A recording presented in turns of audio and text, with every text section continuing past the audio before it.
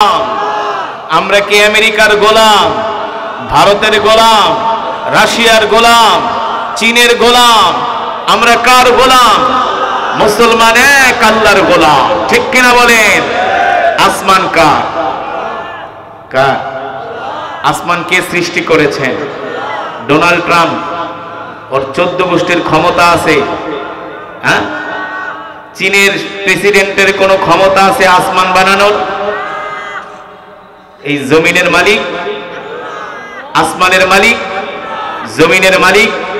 তাহলে মুসলমানের এখন বলার সময় এসেছে, আসমান যার আইন চলবে তা, জমিন যার বিধান চলবে তা। ঠিক কিনা বলেন? যিনি আসমানের মালিক, জমিনের মালিক, তার বিধান ছাড়া এই জমিনে শান্তি আসতে পারে না। পারে? পারে না। মুসলমান, আমরা স্বাধীনতার পরে 50 বছর অনেক তন্ত্র মন্ত্র দেখছি, অনেক গণতন্ত্র দেখছি, এই তন্ত্র সেই তন্ত্র, সব তন্ত্র হলো ভণ্ডামি। একমাত্র আল্লাহর কোরআনের তন্ত্র ছাড়া আল্লাহর জমিনে শান্তি প্রতিষ্ঠা করা সম্ভব নয়। ঠিক কিনা বলেন? গণতন্ত্রের প্রবক্তা হলো পৃথিবীর সবচেয়ে বড় সন্ত্রাসী রাষ্ট্র আমেরিকা। আমেরিকা নাকি বলে আমরা শান্তি প্রতিষ্ঠা করি, অথচ আমেরিকা যেখানে গিয়েছে সেখানেই অশান্তি লাগিয়েছে। শান্তি যদি প্রতিষ্ঠা করতে হয়, মদিনার ইসলামকে কায়েম করতে হবে।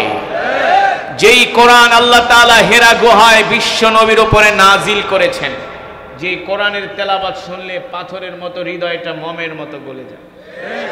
গলে কি গলে না? হ্যাঁ, এই যে সূরাতুর রহমানের তেলাওয়াত করলাম, কেমন লাগছে? জোরে বলেন। যুবক তোমরাই বলো কেমন লাগছে? আমি যুবকদের থেকে জিজ্ঞেস করছি কেমন লাগছে। এবার তোমরা বলো, বন্ধু জীবনে তো কত গান শুনলা, ফাইটটা যায়, ছিঁড়া যায়, খায়া যায়, লয়া যায়। আছে না একটা মহিলা? কই আর কোথায় গেছে ওই মহিলা? ওই নাকি বুখারী শরীফ পুরাটা মুখস্থ করছে, ওই নাকি তিরমিজি শরীফ পুরাটা পারে। সংসদে দাঁড়ায়া সংসদটাকে নাপাক করে বলেছিল এই দুশ্চরিত্র মহিলা সে বুখারী, তিরমিজি, আবু দাউদ সব নাকি পড়ছে। আমি বলি, মমতাজ তুমি যদি সূরা ফাতিহা পড়তে পারো তাহলে আমরা তোমার দলে যোগ দিব, আর যদি পড়তে না পারো তাহলে জুতার মালা পরায়া সারা বাংলাদেশ ঘোরানো হবে। ঠিক কিনা বলেন? মুসলমান, আল্লাহর জমিনে আল্লাহর দিন কায়েম, আল্লাহর দিন কায়েম করতে হলে, আল্লাহর জমিনে শান্তি প্রতিষ্ঠা করতে হলে আল্লাহর কোরআনের কোনো বিকল্প নাই।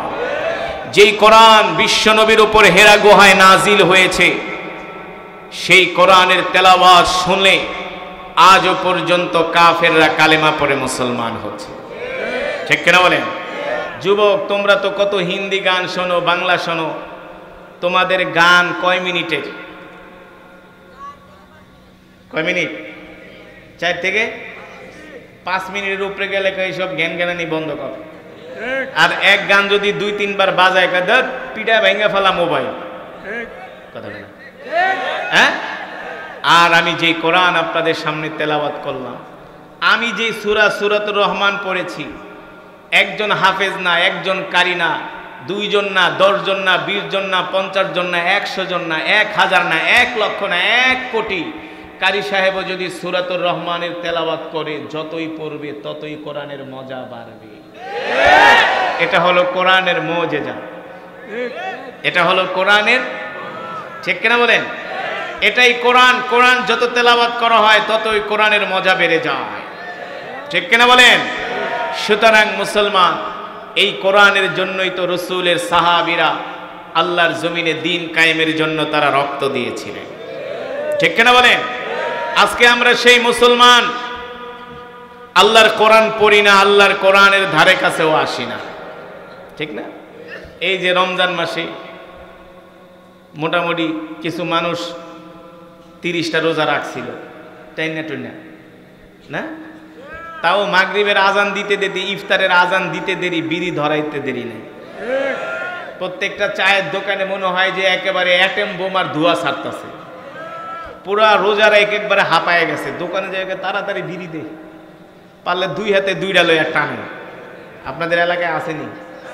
হ্যাঁ, যারা বিড়িখোর ওরা মনে মনে ভাবে আল্লাহ যদি ইফতারটা ওদেরকে বিড়ি দিয়া করতে দিত খেজুরের বদলে, তাইলে ওদের কলিজা ঠান্ডা হইতো। ঠিক কিনা বলেন?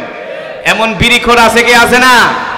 হ্যাঁ, দেখবেন ওরা 1 মাস রোজা রাখছে, দাড়িগুলা খোসা খোসা হয়েছিল, 1 কর 2 কর, রোজাও শেষ, ওদের দাড়িও শেষ, রোজাও শেষ, মাগার নামাজও শেষ, টুপিও শেষ। ওরা হলো বাৎসরিক মুসল্লি। ঠিক কিনা বলেন? আমি বলি ওরা বাৎসরিক মুসল্লি না, ওরা হলো গরু খাওয়া মুসল্লি, ওরা হলো গরু খাওয়া মুসলমান। অথচ রসুলের সাহাবীরা কেমন ছিলেন মুসলমান? তারা আল্লাহর কোরআনকে কত ভালোবাসতেন, আল্লাহর রসুলকে কত ভালোবাসতেন।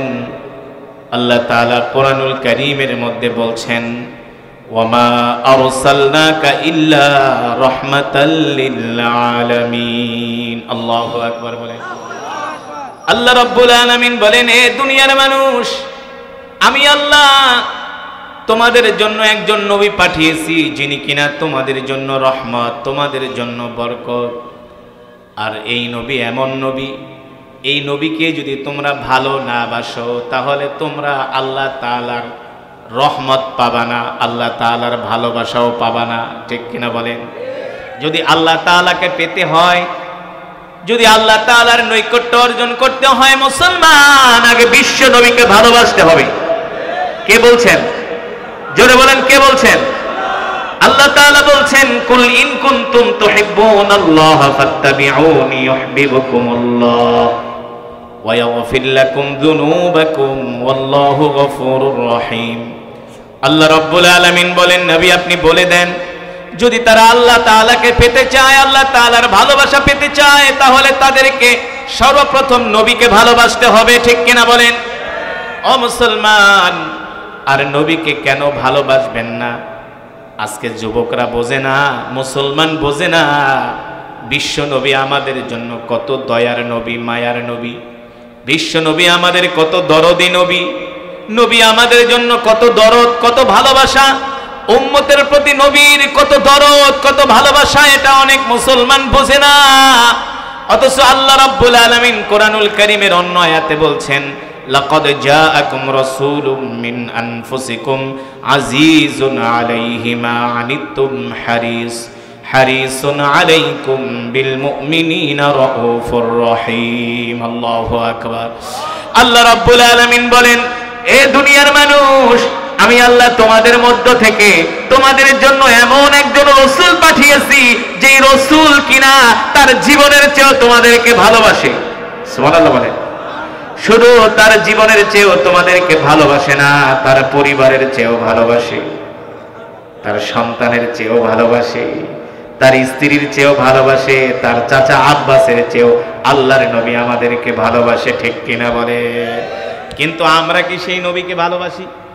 হ্যাঁ, আমরা কি সেই নবীকে ভালোবাসি? এমন দয়ার নবী, মায়ার নবী 1450 বছর আগে উম্মতকে শিখায় গেছে কিভাবে ভাত খেতে হবে, না কিভাবে খাবার খেতে হবে, এটাও বিশ্ব নবী শিখায় গেছে। কিভাবে হাঁটতে হবে, এটাও বিশ্ব নবী শিখায় গেছে। কিভাবে দাঁত মাজতে হবে, সেটাও বিশ্ব নবী শিখায় গেছে। কথা বলে না? কিভাবে চুল কাটতে হবে, সেটাও বিশ্ব নবী শিখায় গেছে। কিভাবে বাথরুমে যেতে হবে, বাথরুম থেকে বের হতে হবে, সেটাও বিশ্ব নবী আমাদেরকে শিখিয়ে গেছেন। ঠিক কিনা বলেন? তাহলে নবী কত দরদি নবী। সেই নবীকে যদি আমরা ভালো না বাসি, তাহলে আমরা মুমিন হতে পারবো না। পারবো? এটা আমার কথা নয়, আল্লাহ রাসূল বলেছেন, ওয়াল্লাহি লা ইউমিনু আহাদুকুম হাত্তা কুনা আহাব্বা ইলাইহি মিন ওয়ালিদিহি ওয়া ওয়ালাদিহি ওয়ান নাসি আজমাইন। আল্লাহ রাসূল বলেন, উম্মত, ততক্ষণ পর্যন্ত তোমরা মুমিন হতে পারবে না যতক্ষণ পর্যন্ত তোমরা তোমাদের জীবনের চেয়ে, পরিবারের চেয়ে, সন্তানের চেয়ে, স্ত্রীর চেয়ে আমি নবীকে ভালো না বাসবা, ততক্ষণ পর্যন্ত তোমরা মুমিন হতে পারবা না। ঠিক কিনা বলে? তাহলে আমরা আমাদের জীবনের চেয়েও বিশ্ব নবীকে ভালোবাসবো তো ইনশাআল্লাহ। আমাদের কবুল করুন বলি আমিন। ওঠাউঠি করা যাবে না, যে যেখানে বসে আছেন বসে থাকেন। আমরা বয়ান শেষ করে যাব ইনশাআল্লাহ। এই ধৈর্য আছে তো?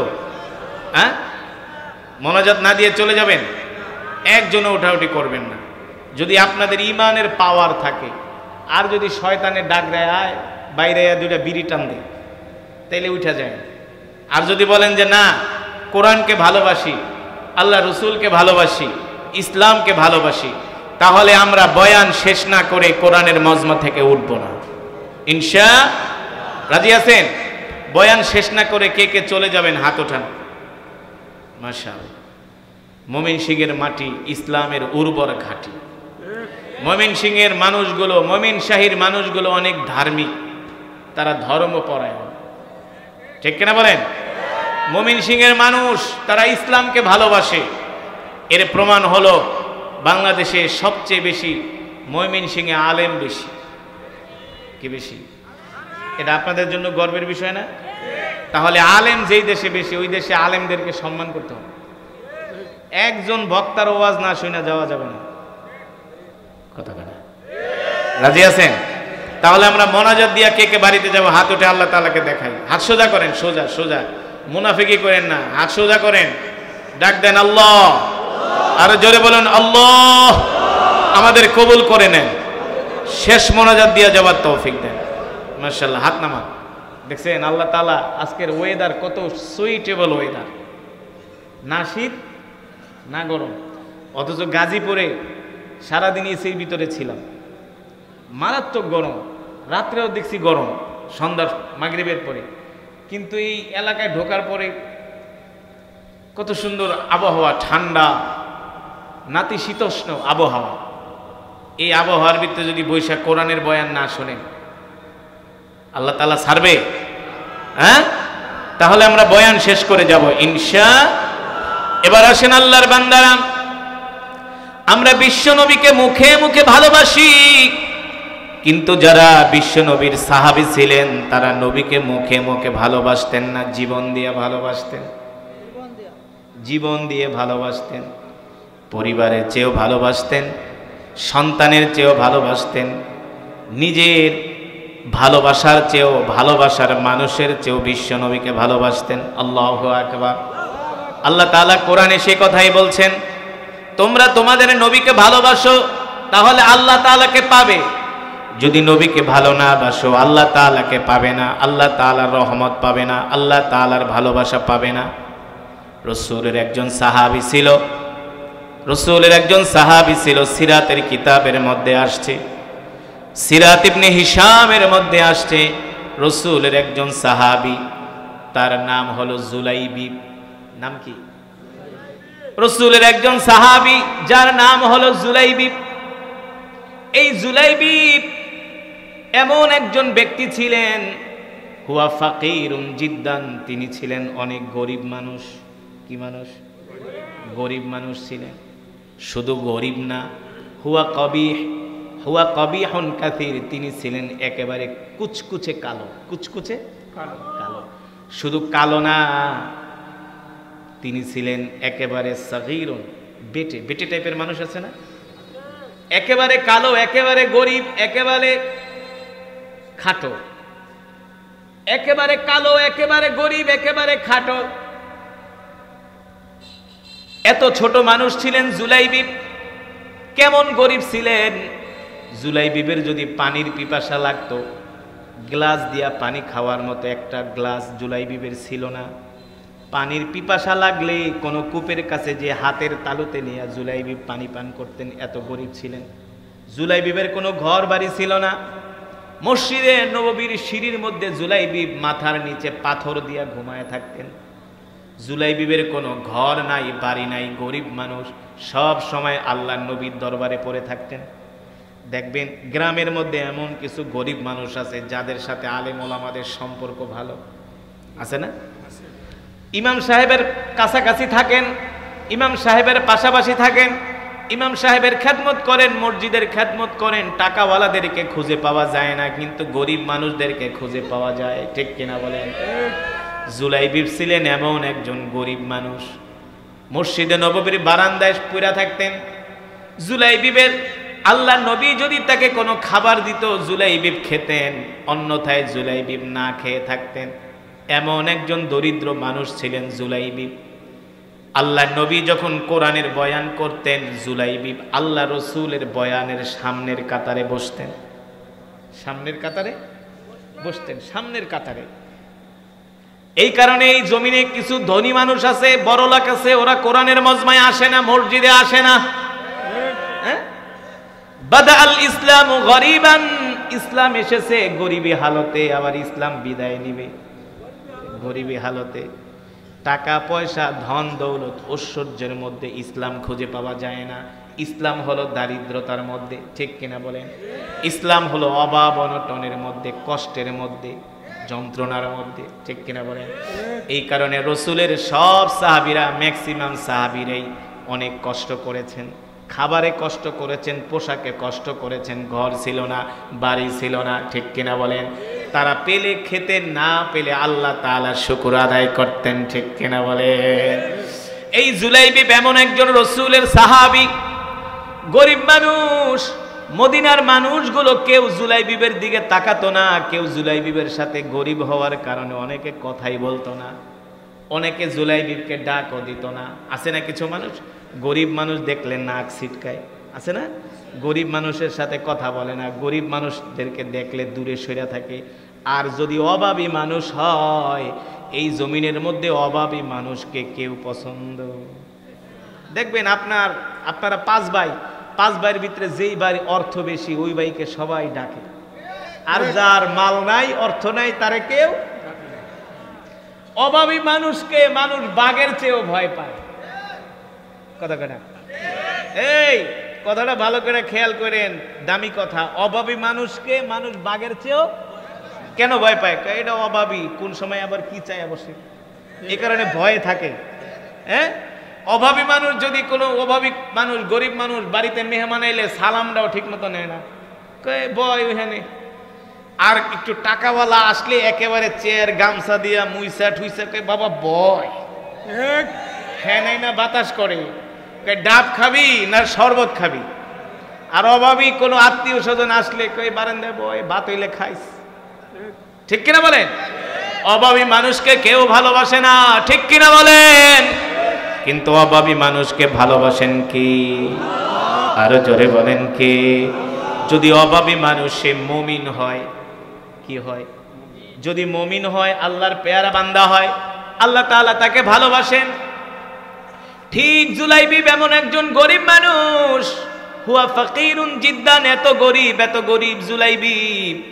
অনেক মানুষ তার সাথে কথা বলে না, তাকে কেউ পাত্তাও দেয় না, তার ধারে কাছেও যায় না। অথচ আল্লাহর নবী জানে জুলাইবিব কি জিনিস, ঠিক কিনা বলেন? জুলাইবিব সব সময় আল্লাহ রসুলের সামনে থাকেন, কোরআনের দর্শের সামনের কাতারে বসেন, মসজিদের সবার সামনের কাতারে তাকে পাওয়া যায়। দিনের কাজে জুলাইবিবকে সবার অগ্রগামী, সবার আগে পাওয়া যায়। আল্লাহর নবীও জুলাইবিবকে কলিজা দিয়া ভালোবাসেন।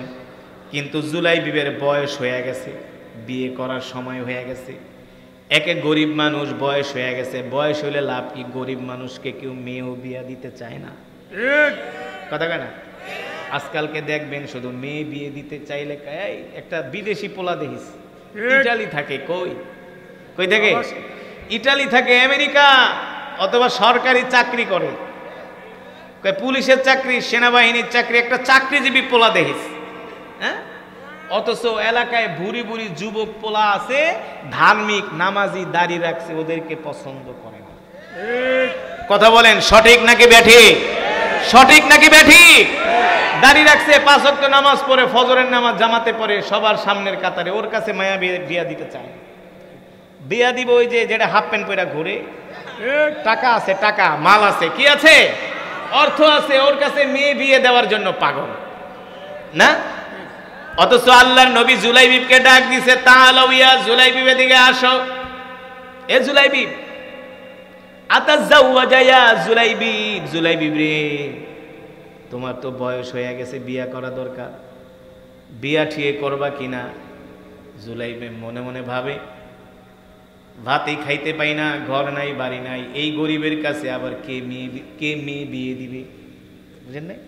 দেখবেন কোন গরিব যুবক যদি বিয়ে করতে চায়, বন্ধু বান্ধবকে, নিজের পরনে কাপড় নেই, আবার আর একটারে আনবি, ঠিক কিনা বলেন? অথচ হাদিসের মধ্যে আসছে বিয়ে করলে আল্লাহ তাআলা দারিদ্রতা দূর করে দেয়। বিয়ে করলে আল্লাহ তাআলা কি করে দেয়?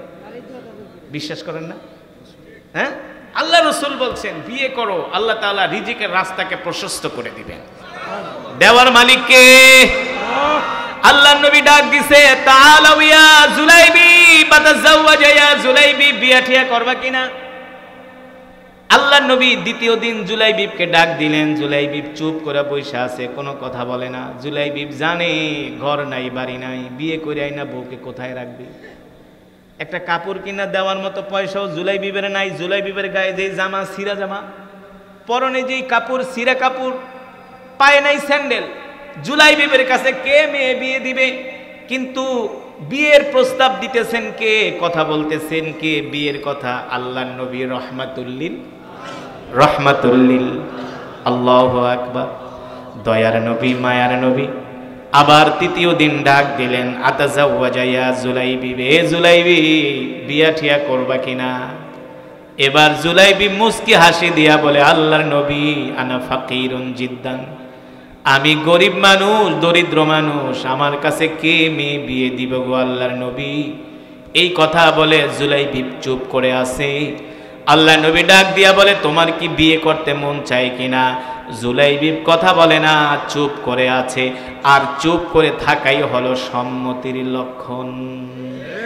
তার মানে জুলাইবি বিয়ে করতে চায় কিন্তু অর্থ নাই। স্বাদ আছে মাগার, আরে কথা নাই, স্বাদ আছে মাগার সাধ্য। বিয়ে কার করতে মন না চায়? যে একটা করছে তার আরো একটা করতে মন চায়। আপনাকে মন চায় না?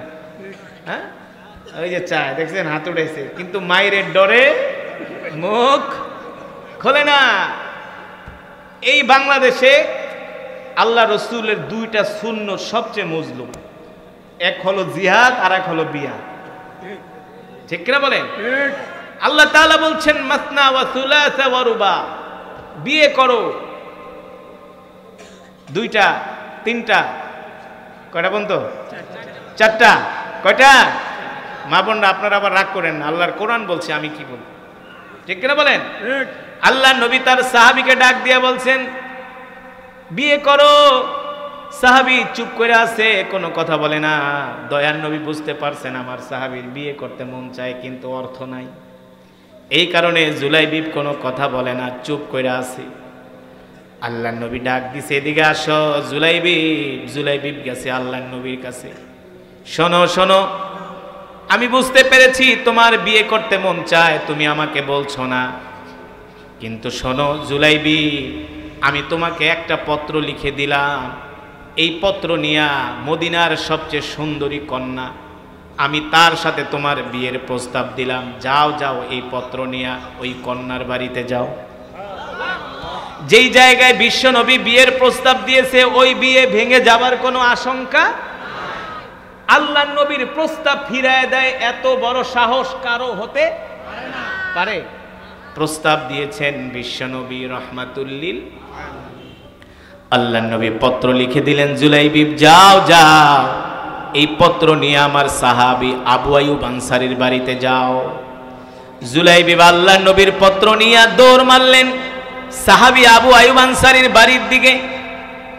বন্ধুরা জিজ্ঞেস করে, এ জুলাইবিব কোথায় যাও? বলে কথা বলার সময় নাই, বিয়ের প্রস্তাব নিয়ে যাচ্ছি। কয় তোর মতো কাইল্লার কাছে কে মেয়ে বিয়ে দিবে? কয় মুখ সামলায় কথা বল, আমার বিয়ের প্রস্তাব দুনিয়ার কোন সাধারণ মানুষ দেন নাই, আমার বিয়ের প্রস্তাব দিয়েছেন রহমাতুল লিল আলামিন। এই কথা শোনার পরে মদিনার যুবকগুলো কপাল থাবড়ায়, আর জুলাইবিবের কপাল খুলে গেছে। যেই জায়গায় বিশ্বনবী বিয়ের প্রস্তাব দিয়েছেন তার কপাল কত ভালো, তিনি কত সৌভাগ্যবান, ঠিক না? এবার জুলাইবিব ওই যে পত্র লিখা দিছে সাহাবী আবু আইয়ুব আনসারীর কাছে, জুলাইবিব দৌড় দিয়া সাহাবী আবু আইয়ুব আনসারীর বাড়ির কাছে গেলেন পত্র নিয়ে। ঘরের দরজায় যায় নক করলেন, ইফতাহিল বাব, দরজা খোলো, দরজা খোলো, দরজা খোলো।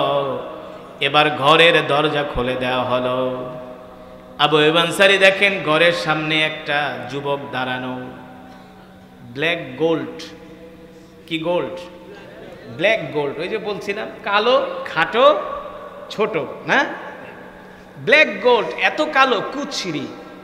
সাহাবী আবু আইয়ুব আনসারী দেখা বুঝছে, চিনা ফেলাইছে, এই ব্যাপার কি, তুমি আমার বাড়ির সামনে ঘরের দরজা কেন নক করতেছ? তোমাকে তো আমি চিনি।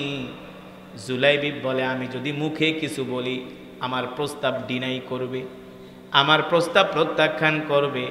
জুলাইবিব চালাকি করে বুদ্ধিমত্তার সাথে আল্লাহ নবীর পত্রটা ধরায় দিলেন। এবার আল্লাহ নবীর পত্র যখন সাহাবী আবু আইয়ুব আনসারী দেখলেন, আল্লাহ নবীর নাম লেখা, আল্লাহ নবী সালাম দিচ্ছেন, আমি নবীর পক্ষ থেকে তোমাকে সালাম দিলাম, শোনো, যেই যুবককে পাঠাইছে আমার সাহাবী জুলাইবিব, তোমার যে সুন্দরী কন্যা আছে যাকে বলা হয় হুরে মদিনা, এই কন্যার সাথে আমার সাহাবীর সাথে তুমি বিবাহের ব্যবস্থা করো, বিবাহের ব্যবস্থা করো। সাহাবী আবু আইয়ুব আনসারী পত্র হাতে নিয়ে একবার পত্রের দিকে তাকায় আর একবার পাত্রের দিকে তাকায়, বুঝে নাই, একবার পত্রের দিকে তাকায় আর একবার পাত্রের দিকে তাকায়। হায় রে, তোরে তো আমি চিনি, তুই আইসোস আমার মেয়ের বিয়ের প্রস্তাব নিয়া, কিন্তু পত্র তো পাঠিয়েছেন আল্লাহর নবী, এই প্রস্তাব ফিরায় দেওয়ার ক্ষমতা সাহস ও সাহাবীর নাই।